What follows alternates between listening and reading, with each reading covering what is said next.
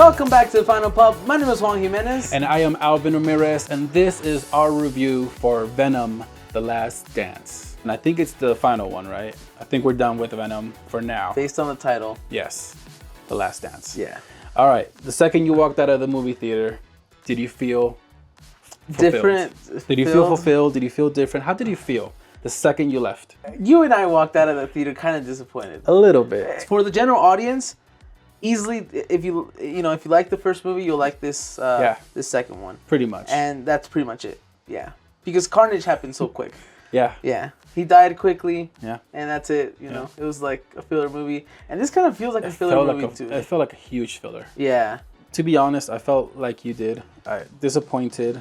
I didn't feel like we had anything to really grasp onto. Yeah. And yeah, we just went home feeling empty. I just feel like we gained nothing from this movie. Yeah. I could have never watched it and Yeah. not had any issues with Marvel or the MCU or anything like that. Yeah. So, yeah. Yeah. But I do have to say, it is kind of funny. It does have its quirk. It's a movie, and I guess that's why it's resonating with just the general audience, because they're just there to see a movie, and that's it, you know? But us as a fandom, we're there to see, like, oh, let's see what happened after, you know, Multiverse of Madness, or, you know, things like that. It's fun to watch. Bring your family, bring your kids. Everybody will have a nice little laugh. But, you know, as he said, general audience, you'll love it.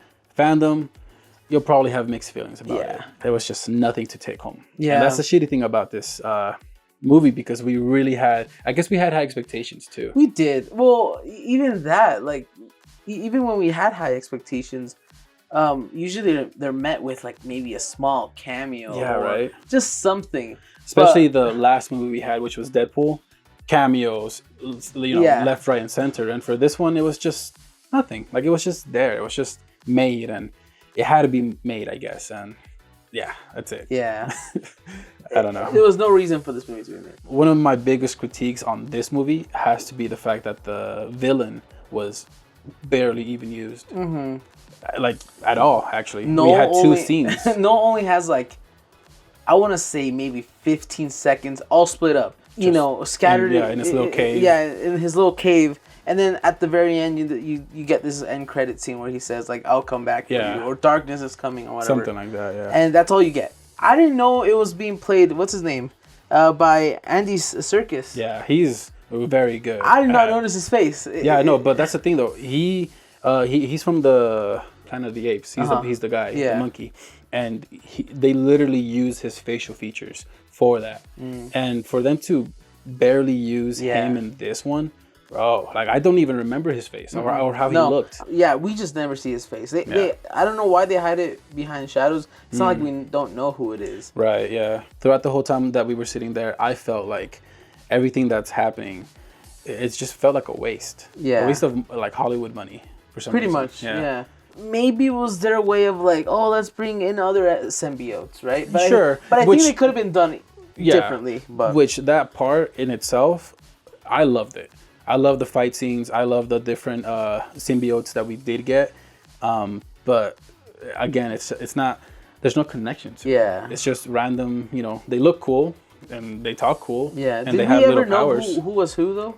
I mean, I know because I'm a little bit of a Marvel snap freak or whatever. I play the game and I know Agony's in it. I know some other characters, but when it came to like, oh my god, the cartoons, I know that character, nothing. Yeah.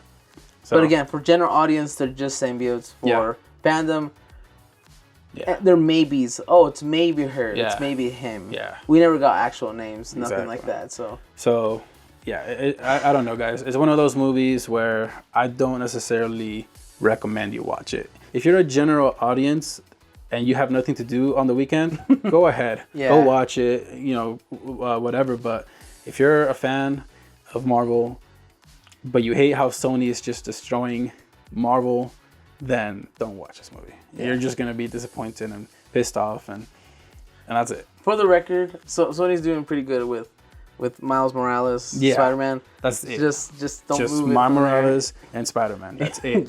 Morbius, dead. Venom, Madam Web. I do want to touch on a topic, and it was from what Venom said himself. and it's like I'm tired of this multiverse stuff, right? Yeah. And I feel like this is a sign that Marvel is backing away from the multiverse saga, right? Especially because of Kang. And we saw this. We saw the same attitude towards the multiverse in Deadpool. Can we just be done? Ooh, we're just getting started. No. With the whole multiverse thing. It's not great. It's just been miss after miss after miss. Let's just take the L and move on. I think it's been steadily great since Endgame. Yeah. Yeah. I get that. And I think Loki kind of just finished that chapter, and they're not gonna touch it anymore. I agree. Yeah. And so that's two people already saying like, yeah, I'm tired of this. Yeah. I'm tired of the multiverse. Like, let's not do this anymore. And I feel like they're basically just putting in our faces like, yeah. And do you think that's what Marvel fans want? Like something different, or do you think it could still be incorporated in like? I think it can be incorporated in many ways, but I feel like they were going to oversaturate with every single variant, every single kind of like different timelines and all that. It was going to be a scramble, and I think they saw that coming, and they're like, you know what? Let's take a step back and just reanalyze and just take a look and knock some movies out. Right. Let's focus on Universe 616 for now. Right. So let's talk about cast. Do you have anyone in mind that you want to talk about? Okay. I mean, obviously Tom Hardy, amazing. He's a professional. He knows what he's doing. And the last two movies, he did great. This one, I think he did pretty good too. He's got the character though, yeah, for sure. Absolutely. Yeah. Juno Temple, I feel like her character was underused. Obviously, she gets her little arc with the lightning, and then towards the end, she has her powers. Yeah. Which, cool. Will we ever get anything from her? Nah. Maybe. We don't know. Maybe not. I'm calling it now. No? Okay. We also got Crystal Fernandez, which is the bartender in the beginning. And if you stick around just a little bit towards the end, he's going to show up, and everybody forgot about him. Yeah. Pretty much. So there you go. Yeah. We also get Peggy Lou coming back for a little Miss Chen. Yeah, Miss Chen. Yeah, she comes back for a little cameo. Yeah. And did we need it? No. Again, there's a lot of things that. Do they need to be in Vegas? No. They don't have. There's nothing about this movie that makes sense, but it's just they're there. They're characters that have a little bit of nostalgia, and that's it. Yeah. I do like seeing her though. Yeah. Yeah, she's sure. fun. Yeah, she's fun. We also got Chiwetel, which plays Barrett Mordor. What do you think about the fact that we're reusing actors in movies? I have a mixed feeling about this. Sony and Marvel are two different things, and I feel like sometimes Sony just kind of wants to use these characters, and I don't know if they want to use the multiverse thing. Yeah. Then this is maybe a workout, but sure. But I don't know. It just feels wrong for some reason. Yeah. And I feel like his character could have been played by anybody. Pretty much. Anybody could have stepped in those shoes. Yeah. For some reason, it had to be him. So, And last but not least, we also got Andy Serkis, which plays Noel. And I just wish we had more of him. That's it. Yeah, that's it. So, overall, kind of a disappointing movie. For fandom. If you're a general audience, go ahead, go watch it. Fandoms, stay home, wait till it comes out on Netflix or something. And on Disney Plus. Yeah. All right. So now it's time for scores. You go first, sir. Okay, so I give it a 65 on the Before the Podcast. Catch that podcast sometimes. But I give it a 65, and I think it will remain at 65. I enjoyed it.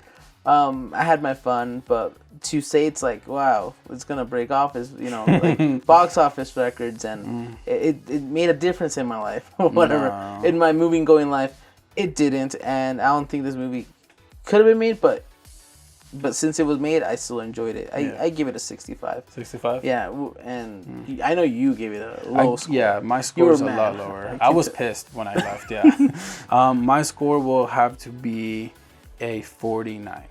Okay. 49 for me. Yeah, I was disappointed. There was nothing to this movie.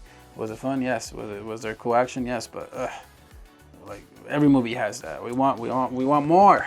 All right, sir. So if your score is 65 and my score is 49, we meet right in the middle at 57% for Venom: The Last Dance. Don't make any more movies, please. Stop. No more. Just give it to Marvel. Huh? I said just give it to Marvel. Sony. Oh, yeah. Give it to Marvel. All right, guys. Thank you guys for watching. Make sure to go to our website at thefinalpop.com where you can review this movie as well. And you can find us on Instagram at The Final Pop. All right, guys. Thank you guys for watching. And as always, stay entertained.